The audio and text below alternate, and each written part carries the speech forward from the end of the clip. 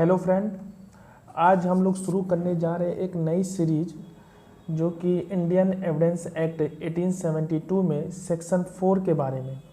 जो सेक्शन 4 है वो हमको ये बताता है मे प्रिज्यूम के बारे में, सेल्फ प्रिज्यूम के बारे में और कॉन्क्लूसिव प्रूफ के बारे में। तो सबसे पहले हम लोग ये जानेंगे कि मे प्रिज्यूम होता क्या है। मे प्रिज्यूम से पहले हम लोग प्रिज्यूम शब्द का मतलब समझते हैं। प्रिज्यूम का मतलब होता है मान लेना। ठीक है, कोई भी चीज़ हम ऐसा प्रिज्यूम करते, सपोज आज हम ये प्रिज्यूम करते हैं कि आज बारिश हो चुकी है, तो हम लोग इसको मान ले रहे हैं। ठीक है, कि आज बारिश हुई है, या ऐसा एग्जाम्पल के रूप में लें कि आगरा में बारिश हो रही है, तो ये प्रिज्यूम हम कर रहे हैं कि वहाँ पे बारिश हो चुकी है। तो प्रिज्यूम का मतलब होता है मान लेना, और मे प्रिज्यूम का अर्थ होता है उपधारणा कर सकेगा।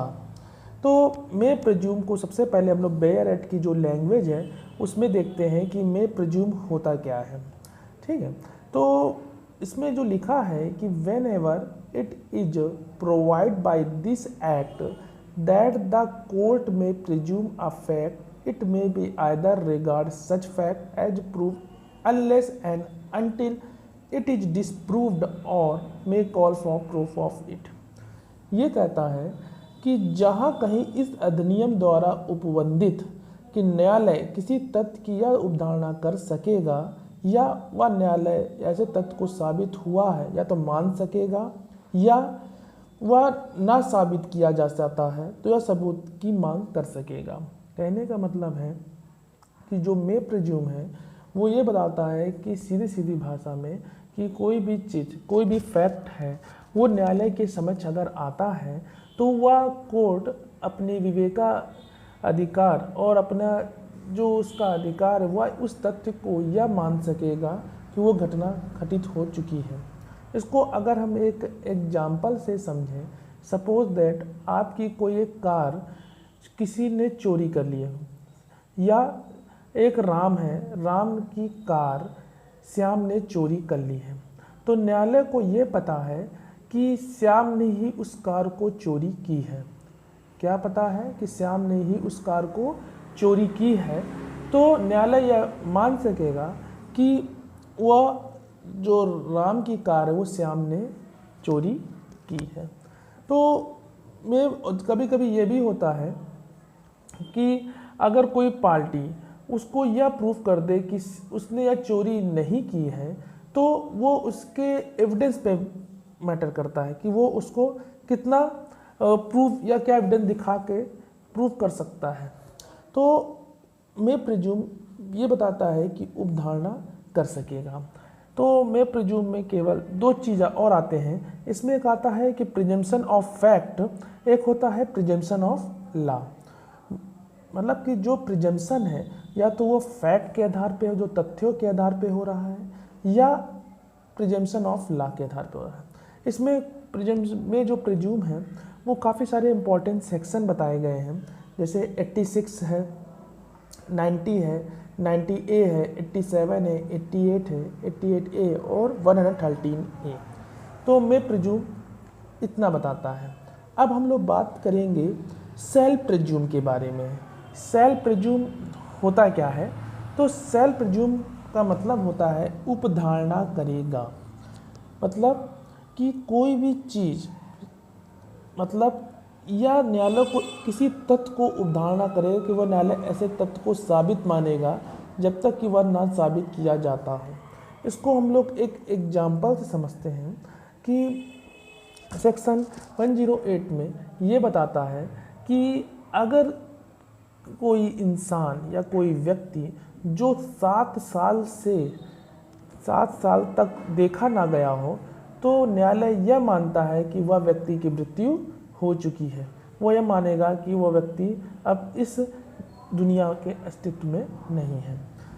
या तो वह आदमी इसको प्रूफ करे, अगर वो 7 साल से व्यक्ति नहीं दिख रहा है तो वो अपने को प्रूफ दिखाए कि वो कहाँ पे था, न तो न्यायालय ये मानेगा कि वह सेल्फ प्रिज्यूम है।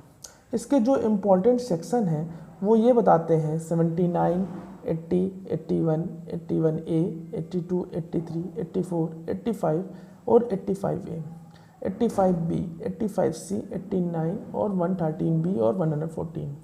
तो ये बताता है हमें सेल्फ प्रिज्यूम के बारे में। अगर इसको हम लोग बेयर एक्ट की लैंग्वेज में देखें तो इसका मतलब ये होता है जहाँ कहीं इस अधिनियम द्वारा यह निर्दिष्ट है कि न्यायालय किसी तथ्य की अवधारणा करेगा, वह न्यायालय ऐसे तथ्य को साबित मानेगा यदि और जब तक वह ना साबित ना किया जाता है। ठीक है, तो ये बताता है हमें सेल्फ प्रिज्यूम के बारे में।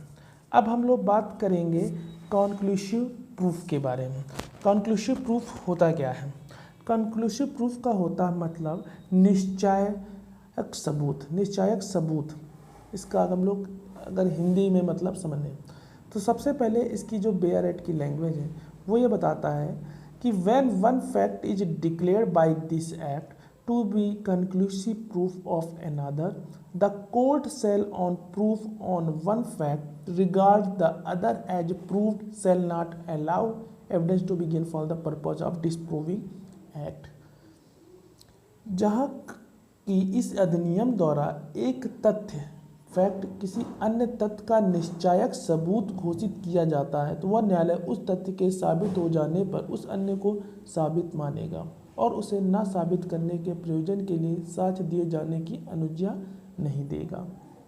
कंक्लूसिव प्रूफ का हम लोग एक सेक्शन के देखते हैं कि जो सेक्शन 112 में ये बताता है कि अगर कोई बच्चा जो किसी माता के द्वारा जन्मा है और उसमें ये कंडीशन होती है कि उसका विवाह, उस औरत का या उस माता का विवाह हो चुका है अगर 280 दिन अप्रॉक्सीमेट डेट माना गया है। कहने का मतलब अगर कोई औरत अगर किसी बच्चे को जन्म देती है तो वह बच्चा वो धर्मज बच्चा माना जाएगा और उस बच्चे जो औरत का जो विवाह है वो 280 दिनों के भीतर या 280 के बाद अगर उसी बीच वो डिवोर्स भी हो जाता है तो वो भी माना जाएगा कि वो बच्चा उसी एक धर्मज बच्चा है, उसे अधर्मज नहीं माना जाएगा। तो कोर्ट की एक धारणा ये भी है कि वो कॉन्क्लूसिव निश्चायक सबूत होगा। अगर वो 280 दिनों तक